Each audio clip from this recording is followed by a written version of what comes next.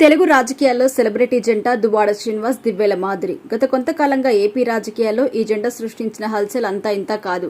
చివరికి ఈ వ్యవహారం రాజకీయంగా కూడా దుమారానికి దారితీసింది. ఎమ్మెల్సీ దువ్వాడ శ్రీనివాస్ ను వైఎస్ఆర్ కాంగ్రెస్ హైకమాండ్ సస్పెండ్ చేసింది. కుటుంబ వివాదం తెరపైకి రావడం, దువ్వాడ శ్రీనివాస్ భార్య వాన్ నిరసనతో వెలుగులోకి రావడం జరిగిన విషయం తెలిసిందే. అయితే అప్పట్లో వైఎస్ఆర్ కాంగ్రెస్ పార్టీ టెక్కిలి నియోజకవర్గ ఇన్ఛార్జ్ బాధ్యత నుంచి తప్పించింది. ఇటీవల మాత్రం ఏకంగా ఆయన్ని పార్టీ నుంచి సస్పెండ్ చేసింది. దువ్వాడ శ్రీనివాస్ తన భార్య పిల్లల్ని విడిచిపెట్టి దివ్వెల మాధురితో సన్నిహితంగా ఉంటున్నారు. త్వరలో తాము వివాహ బంధంతో ఒకటి కాబోతున్నామని ఆ ఇద్దరు చెబుతూ వచ్చారు. సోషల్ మీడియాతో పాటు ప్రధాన మీడియాకు ఇంటర్వ్యూలు ఇస్తూ సెలబ్రిటీ హోదాను చక్కగానే అనుభవిస్తూ వచ్చారు. మరోవైపు వకుల శారీస్ పేరిట వస్త్ర వ్యాపారంలో సైతం అడుగుపెట్టారు. ఈ తరుణంలో శ్రీనివాస్ రాజకీయాల నుంచి సైడ్ అవుతున్నట్టుగా ప్రచారం జరిగింది. ఇంకోవైపు ఇటీవల ఇంటర్వ్యూలో నారా లోకేష్ కి అనుకూలంగా వ్యాఖ్యానించారు.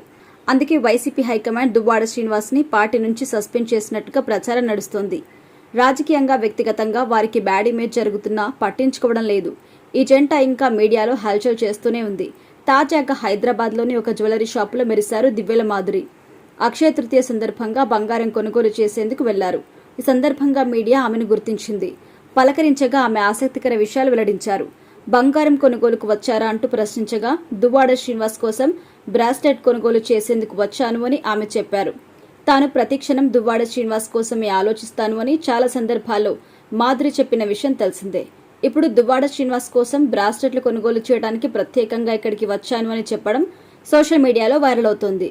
మీ అభిమానం సల్లగుండా అంటూ సోషల్ మీడియాలో కామెంట్స్ చేస్తున్నారు. అయితే దువ్వాడ శ్రీనివాస్ వైఎస్ఆర్ కాంగ్రెస్ నుంచి సస్పెండ్ వెనుక దివ్వెల మాధురి వ్యవహార శైలి కారణమంటూ కామెంట్స్ కూడా వినిపిస్తున్నాయి. టెక్కిలి నియోజకవర్గ ఇన్ఛార్జ్ తిలక్ ని ఉద్దేశించి ఆమె పెట్టిన పోస్ట్ వల్లే దువ్వాడపై వేటు వేశారని ప్రచారం నడుస్తోంది.